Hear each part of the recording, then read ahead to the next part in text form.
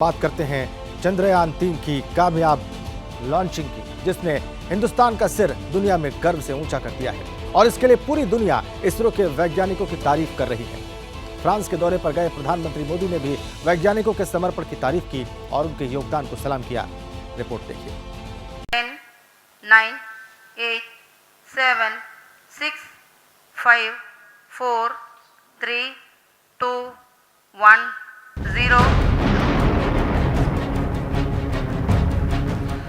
और इस तरह उस उड़ान का आगाज हुआ जिसमें 140 करोड़ हिंदुस्तानियों की आकांक्षाओं और उम्मीदों का आसमान।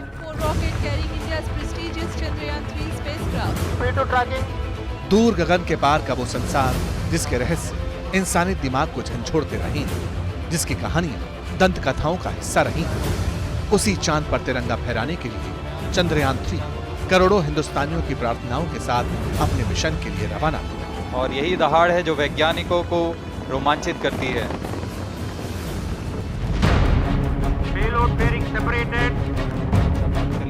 जैसे ही लॉन्चर मॉड्यूल और चंद्रयान-3 अलग हुए, पूरे कंट्रोल रूम में तालियों की गड़गड़ाहट गूंज उठी।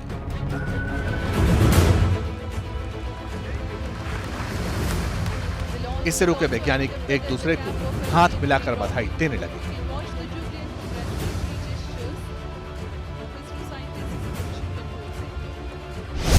दोपहर 2:35 पर सतीश धवन स्पेस सेंटर से LVM-3M4 रॉकेट के जरिए चंद्रयान को स्पेस में भेजा गया है। 16 मिनट बाद रॉकेट ने इसे पृथ्वी की ऑर्बिट में प्लेस किया। चंद्रयान-3 5 अगस्त को चंद्रमा की कक्षा में प्रवेश करेगा। 23 अगस्त को शाम 5:47 पर चंद्रयान-3 की सॉफ्ट लैंडिंग प्लान की गई है। यानी चंद्रयान को चांद की सतह तक पहुंचने में करीब 40 दिन का वक्त लगेगा। चंद्रयान-3 में लैंडर, रोवर और प्रोपल्शन मॉड्यूल है। लैंडर और रोवर चांद के साउथ पोल पर उतरेंगे और 14 दिन तक वहां एक्सपेरिमेंट करेंगे। प्रोपल्शन मॉड्यूल चंद्रमा के ऑर्बिट में रहेगा, धरती से आने वाले रेडिएशंस की स्टडी करेगा। मिशन के जरिए इसरो पता लगाएगा कि लूनर सरफेस कितनी सिस्मिक है। सॉइल और डस्ट की स्टडी भी की जाएगी। There was a failure for us. So what we decided, find out what went wrong. First step. That took almost 1 year. Second step, what we can do, corrections are required to make it better. Then we looked at what more can go wrong. और कुछ भी problems है hidden रहते हैं उसमें, तो वो सब we brought out through reviews, testing, etc. Then the third year was all testing.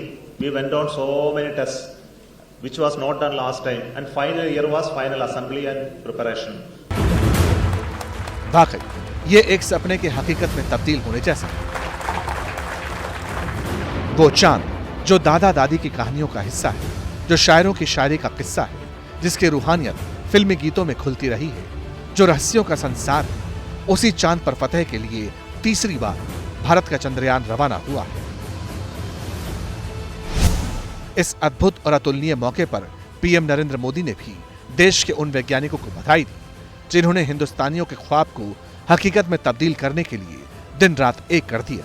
Bharat में चंद्रयान के सफल लॉन्च पर पूरा भारत उत्साहित है। यह हमारे वैज्ञानिकों की बहुत बड़ी उपलब्धि है। लेकिन सवाल है कि इस मिशन का मेन मकसद क्या है? जवाब ऐसे समझिए। इसरो के मुताबिक चंद्रयान-3 के 3 मकसद हैं। पहला, विक्रम लैंडर को चांद की सतह पर सुरक्षित और सॉफ्ट लैंडिंग कराना। दूसरा, रोवर प्रज्ञान को चांद की सतह पर चलाकर दिखाना। और तीसरा, चांद की सतह का वैज्ञानिक परीक्षण करना। लेकिन सवाल ये उठता है कि इससे हासिल क्या होगा? अगर मिशन कामयाब रहा तो अमेरिका, रूस और चीन के बाद हिंदुस्तान ऐसा करने वाला चौथा देश बन जाएगा। अमेरिका और रूस दोनों के चंद्रमा पर सक्सेसफुली उतरने से पहले कई स्पेसक्राफ्ट क्रैश हुए थे। अगर हम कामयाब होते हैं तो जमीन से आसमान और आसमान से अंतरिक्ष तक हिंदुस्तान की काबिलियत का परचम लहराएगा।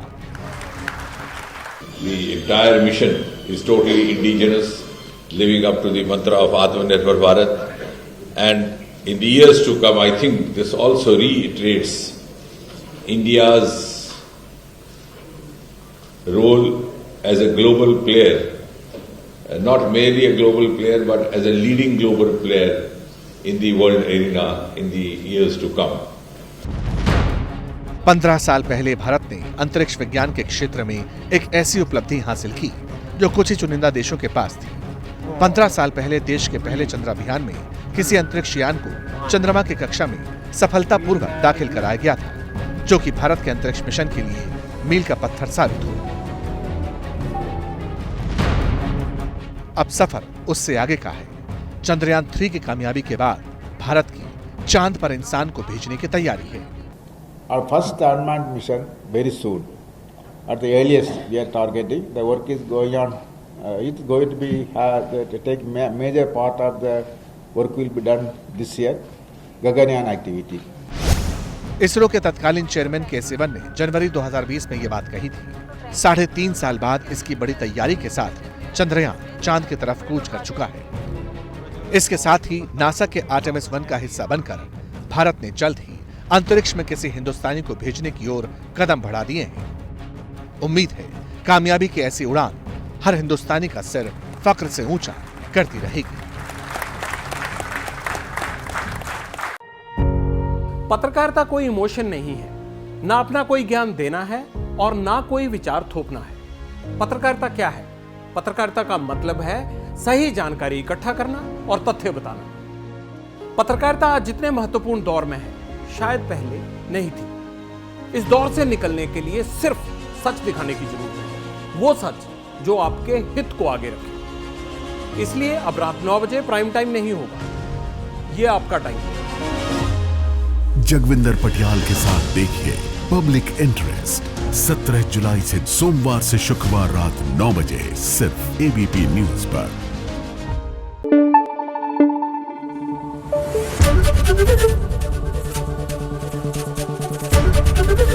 एबीपी न्यूज आपको रखे आगे।